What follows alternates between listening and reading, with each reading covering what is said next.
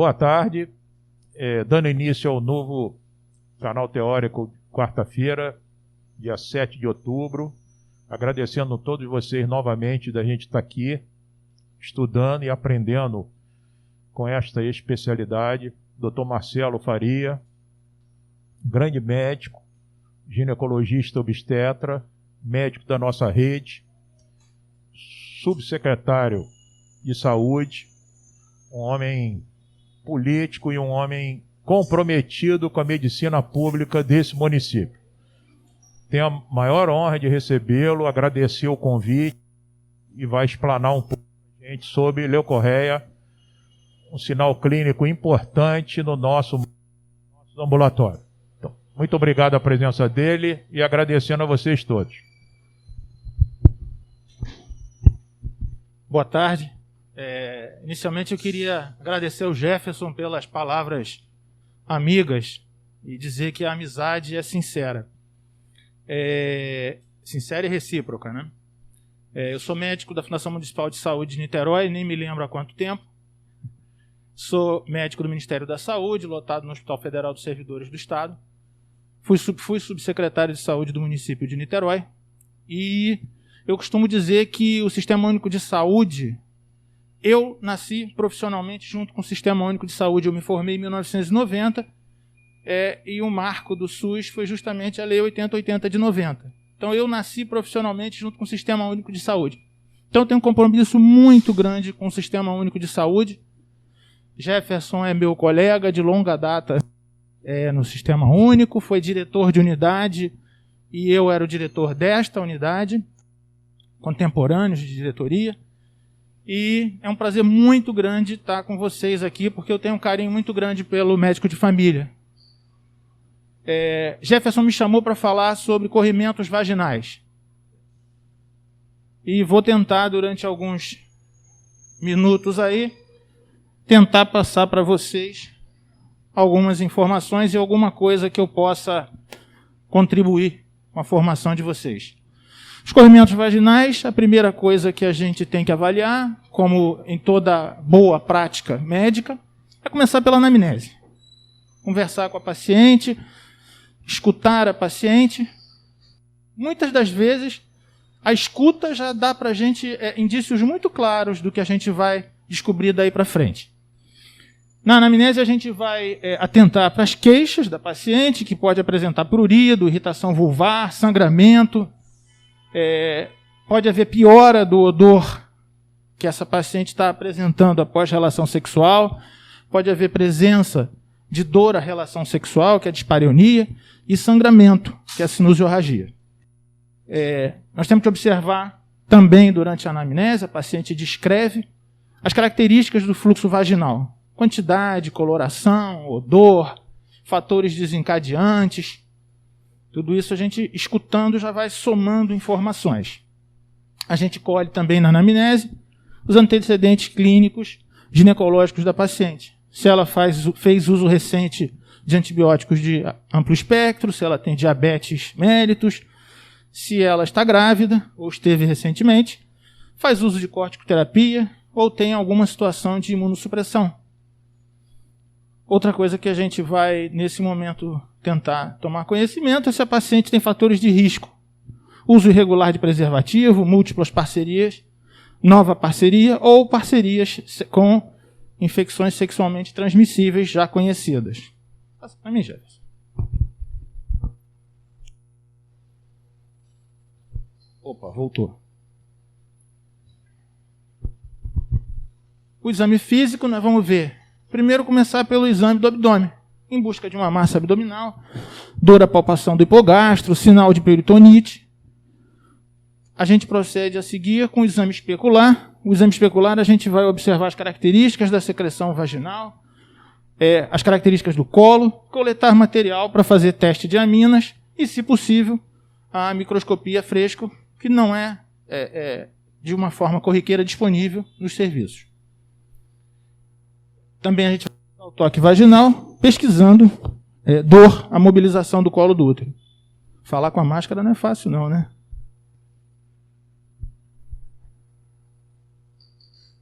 Jefferson, se puder me ajudar. Então, primeiramente, começando a falar das secreções vaginais, que são, pelo Ministério, a gente chama de corrimentos vaginais, a gente fala da secreção fisiológica. A secreção fisiológica vaginal, ela é assintomática, ela é proveniente das secreções vulvares, das glândulas sebáceas, glândula de Bartolini, glândula de Skinner, transudado da parede vaginal e células vaginais esfoliativas. Muito importante que a gente vai ver muito essa secreção vaginal fisiológica. Na verdade, isso é um dos maiores motivos de consultas no ginecologista. Muitas vezes a gente tem que só gastar, eu não digo gastar, eu gosto de falar, investir tempo em conversar com essa paciente. Essas pacientes às vezes já foram em inúmeros médicos e chegam para a gente dizendo assim: doutor, eu tenho uma inflamação que eu não fico curada nunca. Porque ela já foi em inúmeros colegas que já prescreveram para elas inúmeros cremes vaginais, mas não tiveram a paciência de conversar com ela e dizer: a vagina tem uma secreção fisiológica. Essa secreção vaginal ela tem uma predominância de lactobacilos com algumas outras bactérias. Existem fungos também, e aí a gente abre parênteses que existe um quadro chamado vaginose citolítica, que é quando existe uma superpopulação de lactobacilos. Às vezes essa vaginose citolítica pode ser sintomática, mas à frente a gente vai ver como é que a gente pode encarar isso. A secreção fisiológica ela tem um aspecto branco, fluido, e a microscopia mostra poucos leucócitos. Existe interferência de fatores hormonais, orgânicos ou psíquicos, é influenciada pelo ciclo menstrual e pelas etapas do ciclo de vida feminino. O pH vaginal, habitualmente, é em torno de 4,5. A gente tem que observar que algumas pacientes, no período ovulatório, apresentam mucorreia, que é uma secreção clara, cristalina, transparente, viscosa, que tem filância. E isso também nos cabe explicar para a paciente que é absolutamente fisiológico. Vamos avançar. Oi? Bom, aí a gente parte para o primeiro tipo de corrimento patológico. É a vaginose bacteriana. A vaginose bacteriana é causada por um desequilíbrio da flora vaginal. Na hora que está falhando. Um desequilíbrio da flora vaginal com predomínio de bactérias anaeróbias, que a Gardnerella vaginalis é a mais comum, mas existem bacilos cocos gram-negativos, às vezes está falhando. E esse predomínio das anaeróbicas sobre as aeróbicas, com redução significativa da flora, da microbiota vaginal, que é composta em grande parte pelo lactobacilo.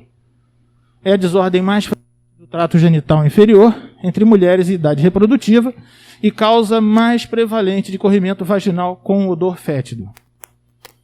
Está associada com múltiplas ou nova parceria sexual, uso de duchas vaginais, coito sem preservativo, tabagismo e uso de diafragma. Eu não estou falando mal do diafragma. Diafragma é um excelente método contraceptivo, mas às vezes está associado com a vaginose bacteriana. Importante frisar que a vaginose bacteriana não é uma infecção sexualmente transmissível, mas ela aumenta o risco de surgimento de infecções sexualmente transmissíveis, como HIV, herpes, sífilis e outras cervicites bacterianas. O quadro clínico é um corrimento vaginal acinzentado, homogêneo, podendo ser bolhoso. Vou encostar um pouquinho aqui. A gente está sem ar-condicionado e com distanciamento social grande, por isso que eu estou suando, tá? Eu peço perdão. Corrimento podendo ser bolhoso, ele é cremoso e não existem sinais inflamatórios intensos na parede vaginal. Isso é importante para diferenciar frente de outra afecção. O odor é um odor bem característico também, que é o odor de peixe em decomposição, e ele é mais acentuado após o coito e durante o ciclo menstrual. Desculpe, o período menstrual. Diagnóstico.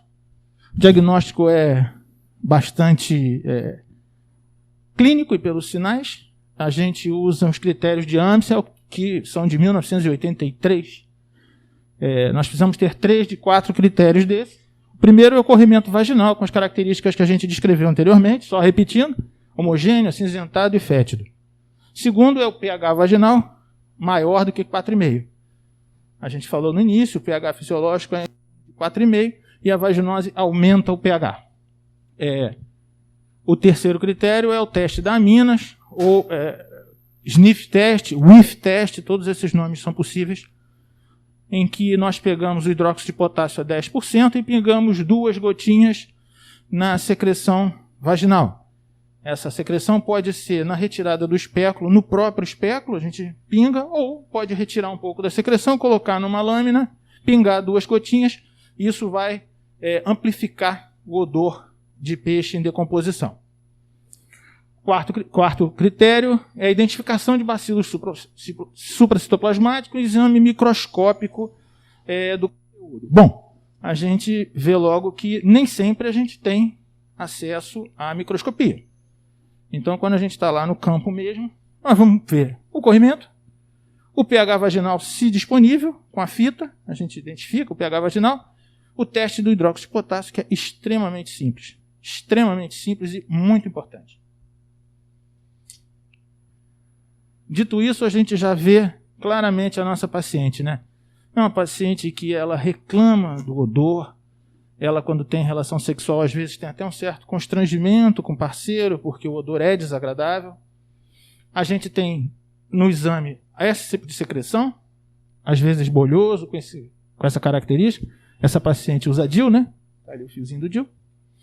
E na microscopia a gente vê essas células escamosas com uma coroa de bactérias. São as clue cells, tá? São os bacilos supracitoplasmáticos. Tratamento da vaginose bacteriana, o recomendado, e aí eu vou falar sempre do tratamento recomendado, tanto pelo Ministério da Saúde quanto pelo CDC de Atlanta, e vou falar também os tratamentos alternativos. O tratamento mais simples recomendado é o uso do metronidazol 250 mg, 2 comprimidos por via oral 2 vezes ao dia por 7 dias. Outra alternativa, bastante boa, que a gente usa mais comumente até, é o metronidazol gel, fazer um aplicador vaginal à noite de 5 a 7 dias.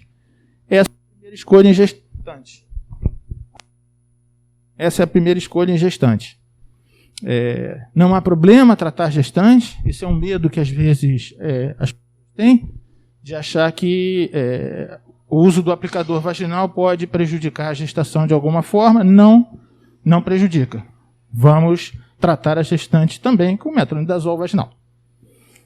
Outra alternativa é o uso da clindamicina creme a 2%, um aplicador via vaginal à noite por 5 a 7 dias. Quando eu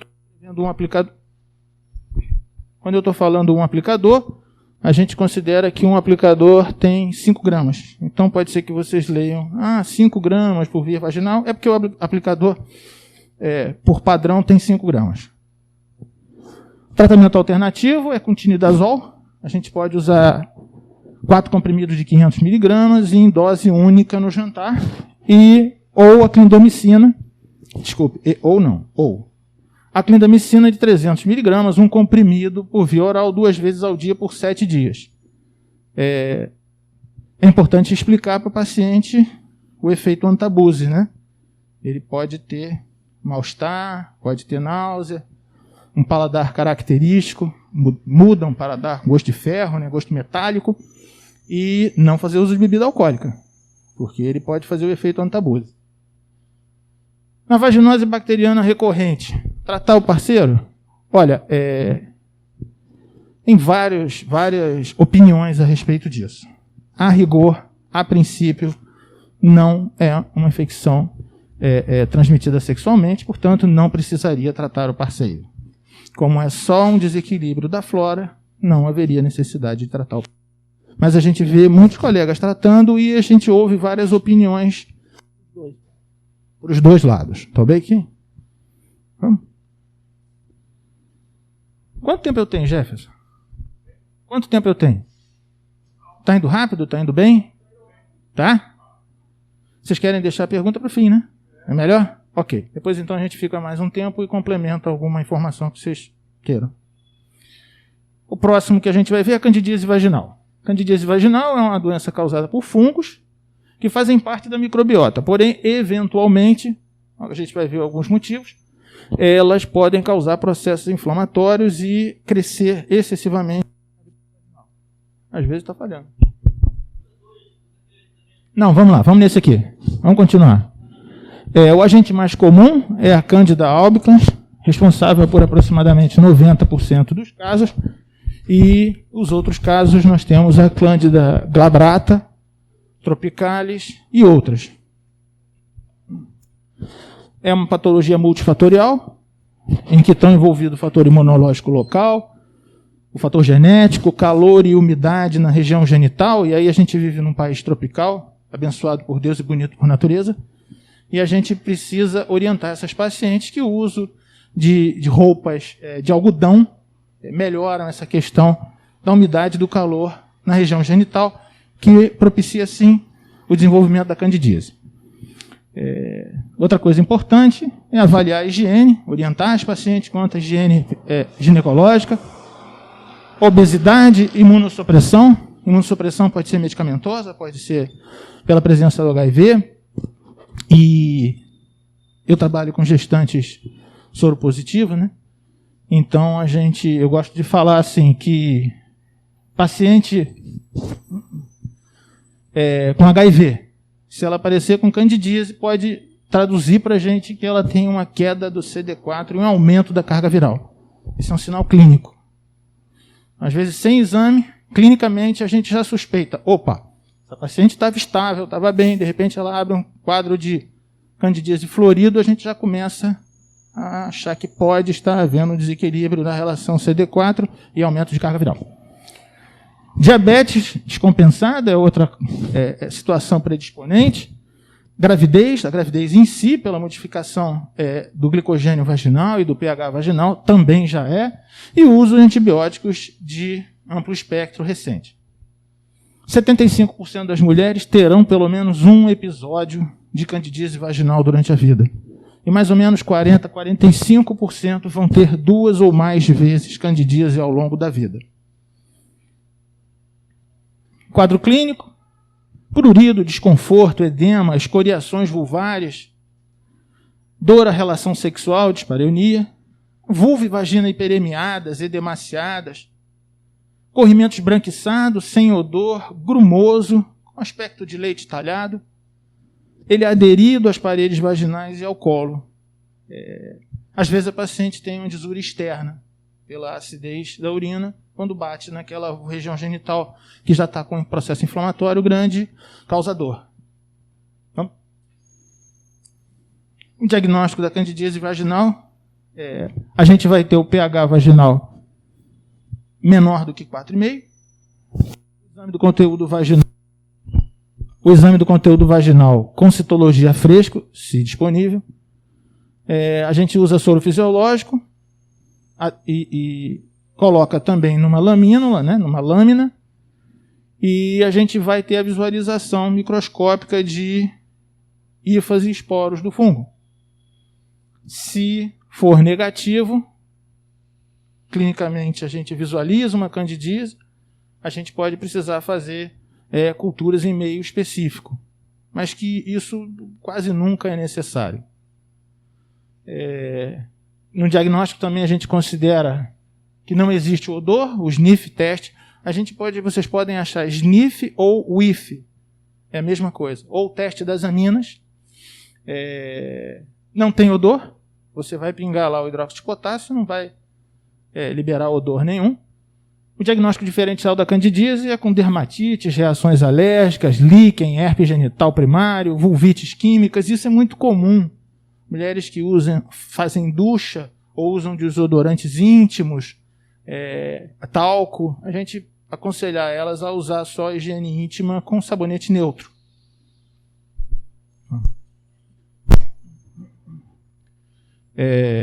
Então, candidíase vaginal, para a gente guardar, ela tem um desconforto ginecológico. A secreção é essa secreção, branca, grumosa, tipo um leite talhado, aderida ao colo e à parede vaginal. E, na microscopia, a gente vê o fungo. Quando tem o microscópio, é muito fácil de visualizar. um pouco da secreção, uma gota de soro fisiológico, bota a lamínula, você vai ver exatamente isso aí.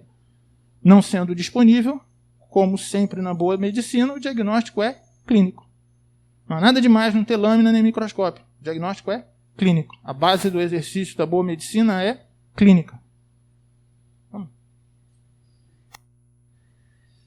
O tratamento da candidíase vaginal, o agente recomendado é o miconazol creme a 2%. Fazer também uma aplicação vaginal à noite por 7 dias.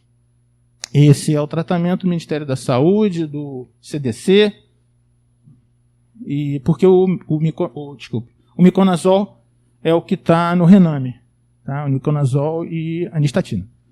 Outras alternativas são o clotrimazol creme 1%, um aplicador vaginal à noite por 6 dias, o butaconazol creme a 2%, um aplicador vaginal à noite em dose única, e a boa e velha nistatina, né? O desagradável da nistatina é só o tempo de uso, que são 14 dias. Basicamente, todos esses métodos têm mais ou menos o mesmo resultado. Tá? Todos eles vão ter, estatisticamente, o mesmo resultado. O tratamento oral, com fluconazol de 150 mg, um comprimido via oral em dose única, o itraconazol de 100 mg, 2 comprimidos via oral 2 vezes ao dia, em um único dia, e o cetoconazol de 200 mg, um comprimido 2 vezes ao dia por 5 dias. Sempre vamos buscar fazer o tratamento vaginal. O tratamento vaginal, um tratamento curto, é realmente o mais agradável para a paciente.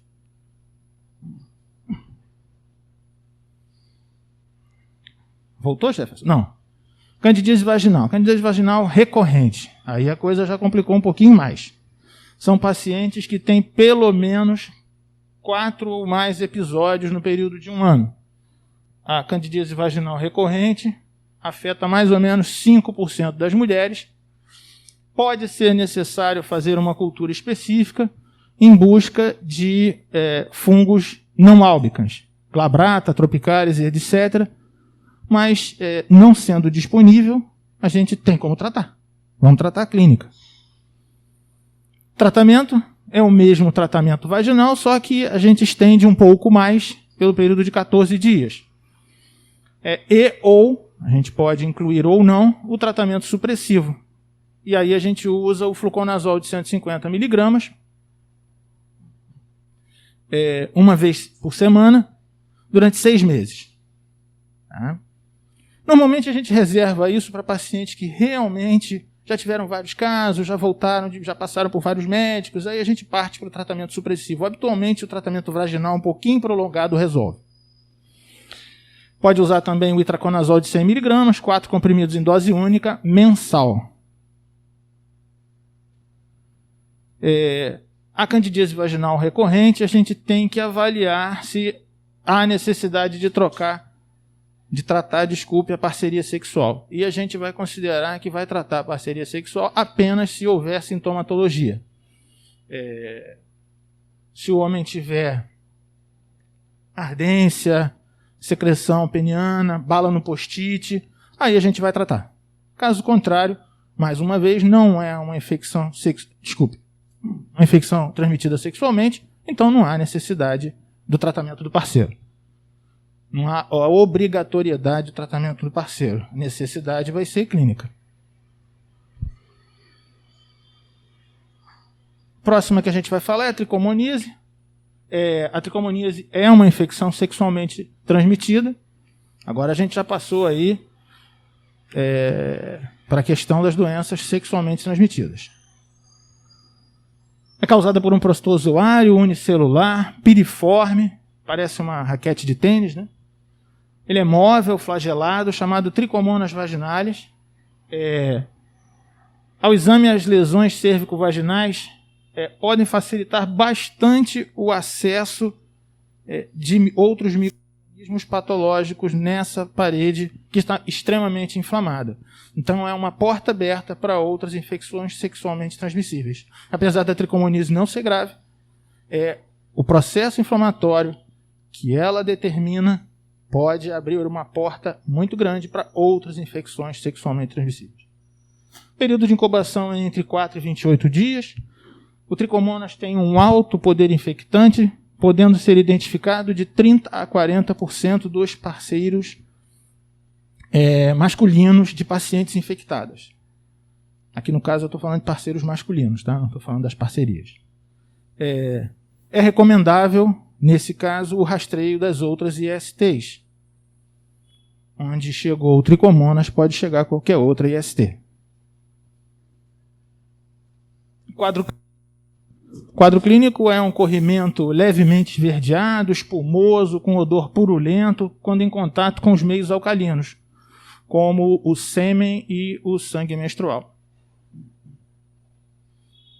Ocasionalmente pode haver prurido, bem como a ardência urinária. Pode ocorrer dor pélvica, sangramento ao coito e dor também durante a relação sexual. Na tricomoníase é marcante o processo inflamatório do colo uterino e das paredes vaginais, bem diferente da vaginose, porque em um determinado momento a gente pode ficar, é vaginose ou é tricomoníase? Muito bem, a vaginose, o processo inflamatório, vocês vão ver, ele é marcante. Ele é marcante. Você vai olhar e vai identificar, isso é tricomoníase. O diagnóstico, o pH, é maior do que 5. No exame do conteúdo vaginal a fresco, se disponível novamente, com solução salina, a gente pode visualizar o protozoário em movimento. Mas isso não é condição sine qua non para a gente fazer o diagnóstico, é só para a gente ter conhecimento. Nesses casos, eventualmente o sniff test pode ser positivo. Pode ser positivo, porque pode haver liberação de aminas, sim. A cultura é o método mais específico, mas é de pouco valor prático. Nós nunca pedimos cultura para tricomonas. Olha, a secreção, você vê que ela tem um aspecto bem diferente. Às vezes a fotografia não mostra, mas ela já tem uma tonalidade esverdeada. Ela não é tão acinzentada quanto a vaginose.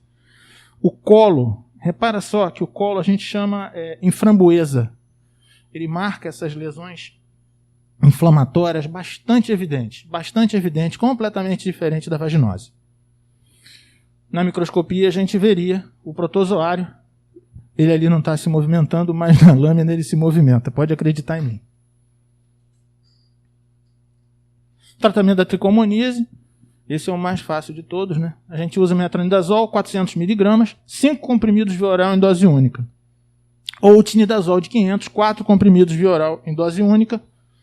Tanto com o metronidazol quanto com o tinidazol, o tratamento é uma dose única de 2 gramas. Enfim, mais uma vez orientar o paciente quanto aos possíveis efeitos colaterais do uso do metronidazol. É uma IST, nós já falamos isso, então vamos martelar na cabeça. IST é sinônimo de tratar parceria sexual. Agora nós vamos para as cervicites. As principais causas de cervicite, né, os principais micro-organismos envolvidos são a Neisseria gonorrhoeae e a Chlamydia trachomatis. A Organização Mundial de Saúde recomenda tratamento conjunto das duas. Na dificuldade do diagnóstico, nós tratamos ambas. As endocervicites são assintomáticas na maioria dos casos. Elas aumentam o risco de doença inflamatória pélvica, podendo levar a dor pélvica crônica e infertilidade.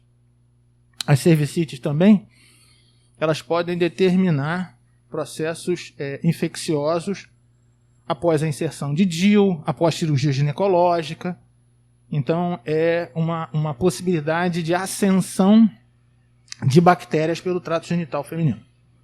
O corrimento geralmente é amarelo esverdeado, evidentemente purulento. Esse daí, então, é evidentemente purulento. Mais uma vez, vamos martelar. É uma IST, portanto, sempre deve incluir a parceria no tratamento.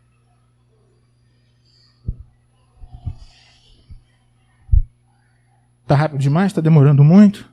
Está perturbando? Está sendo chato? Então vamos lá, vamos tentar agradar vocês. Essa é a secreção típica, a imagem típica da cervicite por gonococo ou por clamídia. A secreção vem de dentro do colo, secreção claramente purulenta. É uma endocervicite claramente purulenta. A gente não vai ter dificuldade de identificar essa secreção.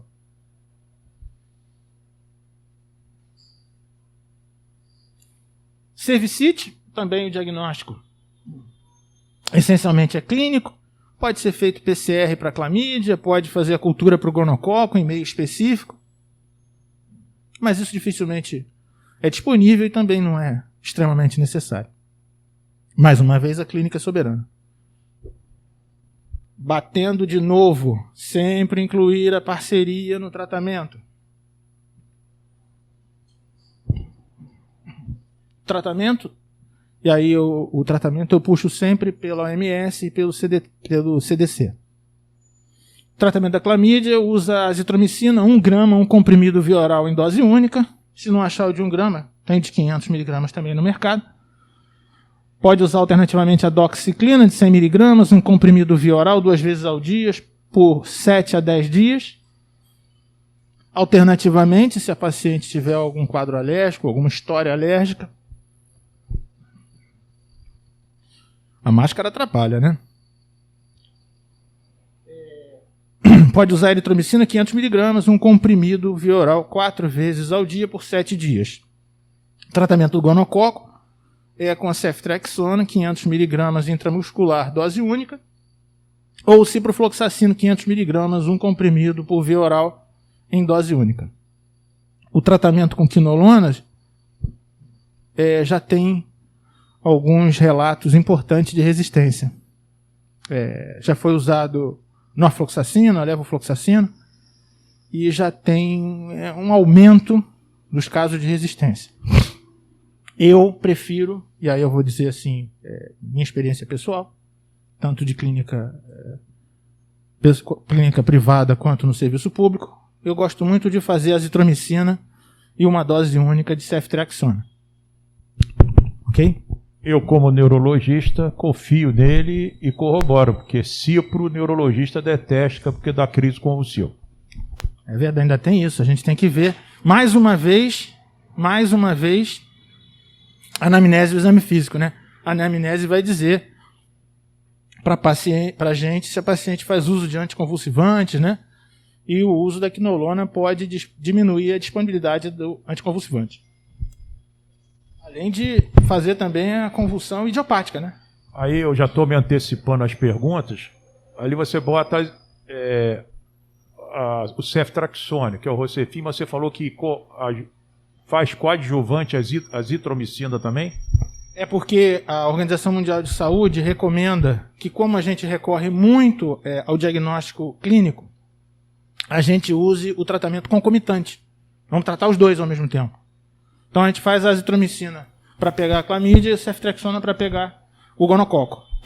Ceftriaxona 500 miligramas, uma dose única. Dose única. E a azitromicina? Idem. 1 grama via oral, dose única. Ok? Eu vou deixar esse material para vocês e também eu acho que estão gravando, né? Vamos gravar todo suado, assim, todo molhado, né? Mas vamos lá, vamos que vamos. A gente não pode esquecer, mais uma vez, volta, Jefferson, eu quero falar mais uma vez uma frase. Volta umazinha. Volta umazinha, volta. E a seta para lá. Deixa eu ver. Só para repetir a última frase lá. Sempre incluir a parceria no tratamento. Toda infecção sexualmente transmissível obrigatoriamente tem que haver o tratamento da parceria. Então, só para acabar, lembrar que o mais importante disso tudo é nós, enquanto ginecologistas especialistas e os clínicos, médicos de família, temos que insistir com a paciente na prática do sexo seguro. Sempre usar camisinha. Sempre usar camisinha. Isso é quase que um mantra que a gente tem que fazer com as pacientes, tá? É um mantra. Isso é um mantra. Tá bem? Então, a partir de agora, eu fico aí à disposição do Jefferson e de vocês. Espero não ter tomado muito tempo de vocês. Espero não ter sido cansativo. E espero ajudar vocês no exercício profissional, fazendo aí medicina da família, que é muito importante. Bom, Vamos mais lá. uma vez, agradecendo o Marcelo. Vou beber uma água, ela quer fazer pergunta, mas eu vou beber uma água primeiro. Agradecendo o Marcelo. Acredito que vai ter perguntas e peço gentilmente quem fizer pergunta levantar aqui para ir ali para a nossa mesa de condenação. Não tinha relógio. Não tinha Aquilo ali, eu relógio. quero lembrar que aquilo é uma prova oral e vale ponto. Se alguém errar, vai ter que ser reprovado na residência. Não tinha o reloginho, mas eu acho que eu levei mais ou menos uns 40 minutos, né? Por aí. Tá bom, então. Oi, deixa eu te perguntar. Tem paciente que a gente vai colher preventivo, não tem queixa, o exame físico normal, e quando vem o resultado do preventivo, vem alterado. Trata assim mesmo ou valoriza a clínica? Bom, acho importante essa pergunta. Talvez eu tenha até esquecido de incluir essa informação. Preventivo, ou Papa Nicolau, ele serve para... A gente tem que falar o nome completo, que aí a gente não esquece nunca mais. Preventivo do câncer do colo do útero. Então, se a paciente tiver com alguma leucorreia exuberante, algum corrimento exuberante, é preferível até a gente tratar e depois escolher o preventivo. Preventivo não é para diagnóstico de corrimento. Corrimento se trata, preventivo é prevenção do câncer do colo do útero. Mas pelo que eu entendi, a sua pergunta é a paciente assintomática, você faz a coleta do preventivo e vem o resultado, por exemplo, de cândida, presença de cândida. Muito bem, a gente falou no início, a cândida faz parte da microbiota vaginal. Aliás, faz parte da nossa microbiota da mucosa inteira, oral, intestinal, vaginal. Você precisa tratar a cândida que apareceu no preventivo? Não. Você precisa tratar a cândida que apareceu na paciente. Eu falo sempre assim, gente, a cândida que apareceu no preventivo, ela pode aparecer no preventivo de qualquer um de nós. Se Zé de Moura fizer preventivo, pode ser que apareça cândida. A gente não trata o preventivo, a gente trata o paciente. Vamos tratar o paciente. O preventivo, ele ajuda a gente a fazer outros diagnósticos. Agora, é claro que se a paciente está assintomática, você vê aquela secreção exuberante, mas absolutamente assintomática, e lá na frente vem o resultado preventivo falando que existe uma grande quantidade de cândida, de esporos, você pode tratar, antes que aquilo fique sintomático. Essa é uma decisão muito pessoal. Mas, na verdade, você vai tratando a clínica. Você viu secreção, você pensa, poxa, isso aqui pode se transformar num evento sintomático. Então, eu vou tratar. Ok, a gente trata a doença, não trata preventivo. O Dr. Jefferson, que é um excelente médico, ele não trata ressonâncias, né? Ele não trata tomografias.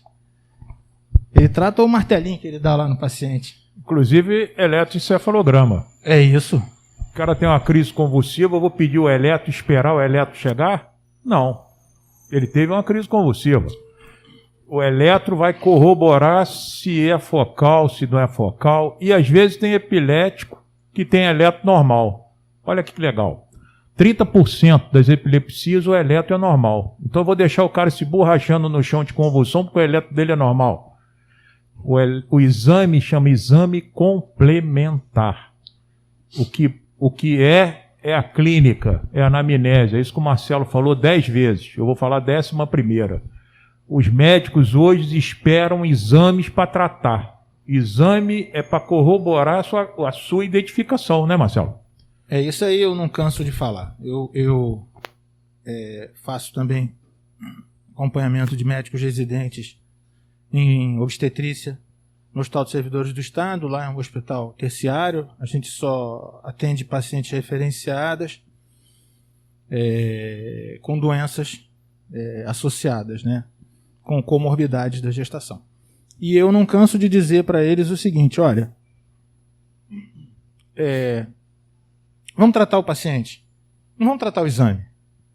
Anamnese, exame físico, põe a mão no paciente, examina o paciente, sente o paciente. Quando eu era acadêmico ainda, eu lembro que o Laterça, lembra do Laterça? Foi um chefe de equipe do Hospital Antônio Pedro que formou uma geração de clínicos, né? E eu era do plantão. Eu estava começando a formar, você já estava lá com o Laterça. Pois é.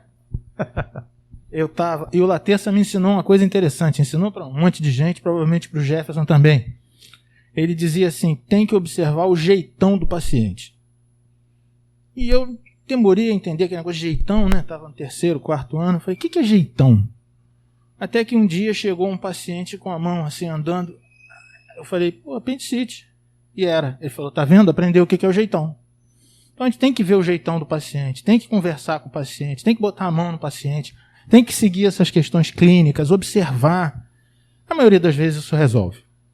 Primeiro vamos tratar o paciente, depois o exame, né? E aí, gente? Todo mundo sabe tudo sobre corrimento? Oi? Moura, levanta fazer um favor. Desculpe, não é eu, não, é a gravação. Eu não sei se você tem experiência ou não com criança, mas é muito comum a gente ver o corrimento em criança. É certo pedir a cultura, antibiograma, pesquisa de Cândida e tricomonas. Pode pegar tricomonas mesmo sem contato sexual? É uma pessoa que não tem higiene, que usa a mesma toalha, ou que lava a roupa junto, ou alguma coisa assim, pode acontecer ou não? Moura, a monilise, né, a candidíase, em criança também é comum, pode aparecer em via oral, mucosa oral, né? Como a gente falou, a cândida está no corpo da gente, em todas as mucosas. Então, criança pode ter candidíase e vamos fazer o tratamento. Normalmente, vocês usam miconazol solução ou então a nistatina solução. Não há nada demais, pode fazer irrigação. Eu gosto muito de irrigação, a gente pode pegar a solução, colocar numa seringa e pedir para a mãe fazer só a irrigação à distância. Não precisa nem fazer contato com a genitália da criança. Você faz aquele jato e, na maioria das vezes, já resolve. O problema de higiene é fundamental, né, Moura? Você sabe disso. Oi? Tricomonas é doença sexualmente transmissível. É infecção sexualmente transmissível. Houve algum tipo de transmissão? Pode. Eventualmente, a mãe estar com tricomonias e numa higiene baixa, fazer uma higiene na criança e haver o transplante, né, do micro-organismo, pode acontecer, acredito. Não seria absurdo pensar nisso, né? Que houve a semeadura do micro-organismo. Seria uma semeadura. É possível acontecer. É possível acontecer, não é o habitual. A gente não costuma ver. Você viu muito tricomonias em criança? Bom, uma vez em 50 anos de formado. Ainda bem, né? Uma vez em 50 anos de formado. Mas digo assim, não é só.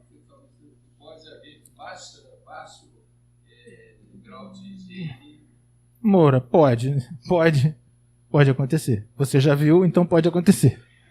Não é o habitual, mas se você viu, pode acontecer. Marcelo, deixa eu te fazer uma pergunta. Às vezes não é tão comum, também não é raro. Você vê paciente no hospital com muito tempo tendo que tomar antibiótico, 3, 4, endocardite infecciosa e tal, e às vezes a mulher aparece um corrimento. A minha dúvida sempre, se a gente deva tratar esses pacientes com antibiótico crônico só com creme vaginal, ou você acha que vale a pena, por exemplo, fazer fluconazol associado venoso, por exemplo, dose única? Não sei se eu fiz clara a minha pergunta aí. Fez. Eu acho que uma coisa legal que a gente pode recorrer, infelizmente no Brasil a gente não tem, mas a gente pode usar até na internet o drugs.com. O drugs.com ele traz para a gente informações de interações medicamentosas. Traz também medicações que podem ser usadas na amamentação e durante a gestação, usando as classificações B e C. A gente, na verdade, não vai achar quase nada que seja categoria B. A maioria vai ser C. Mas essa fica a dica aí para quando for prescrever alguma coisa para gestante e para paciente lactante, usar o drugs.com, que vai ter lá qual é a categoria. Categoria C, havendo necessidade, pode usar tranquilamente. Com relação à pergunta do Jefferson, eu acho que a primeira coisa a gente tem que ver se não tem interação medicamentosa com o que a paciente já está usando. Havendo interação medicamentosa, a gente não vai usar a via oral. Na verdade, a via vaginal é bastante tranquilo para essas pacientes, né? Eu, habitualmente, quando pego um caso assim, que me pedem parecer no CTI, ou alguma paciente com internação prolongada, eu passo creme vaginal. Muito obrigado, Marcelo, pela sua vinda. Eu sei que ele está com compromisso também fora daqui às 3 horas. Se alguém tiver alguma outra pergunta, ele está aqui disposto a esclarecer a vocês. Não, mas não tem problema não. Eu já cheguei atrasado a vida inteira, então um dia mais, um dia menos, né? Vida de médico é assim, principalmente de obstetra, né? Só tô falando que eu estou totalmente à disposição de vocês. Estou respeitando o seu horário aqui, que já são 20. Sequinidazol é mais uma alternativa, mas o que acontece? Eu busquei colocar ali mais o que está no Rename, Ministério da Saúde. Desculpe interromper, mas é porque quem está gravando, eu queria que você falasse mais alto aí com o Moura. Aí. Desculpe, Moura, mas é porque... Eu queria saber o uso do sequinidazol, já que a comodidade de ser dose única. Então, se é interessante ou não o uso. O sequinidazol é muito bom, é mais uma alternativa terapêutica. As outras duas também são em dose única, então não haveria problema. O sequinidazol tomar o mesmo cuidado de orientar o paciente quanto ao efeito antabuse. Mas é mais uma alternativa terapêutica. Eu usei só o que está no Ministério da Saúde e no CDC. Aliás, tem um material muito legal que está nos cadernos de atenção básica, que foi feito em conjunto com o Sírio-Libanês. É um material bem legal, que tem um fluxograma, que vai dar bastante segurança para a gente na tomada de decisão nesses casos de corrimento vaginal. Respondi? Mas é mais uma opção. Mais uma opção. Mais uma vez, agradecendo... Agora falhou com ele, viu? Pelo comparecimento, pela explanação de uma sintomatologia muito evidente no nosso meio, lá no nosso médico de família. Queria saber se alguém tem mais alguma pergunta. Se não tem, quero agradecer novamente a presença de todos vocês aqui. Um grande abraço ao Marcelo, abraço a vocês. Boa tarde para todo mundo. Eu que agradeço a paciência de vocês. Eu vou deixar depois o meu telefone com vocês. Se tiver algum caso, José Marcelo, o que você acha disso ou daquilo, eu vou estar sempre à disposição, tá bom? Tchau, boa tarde.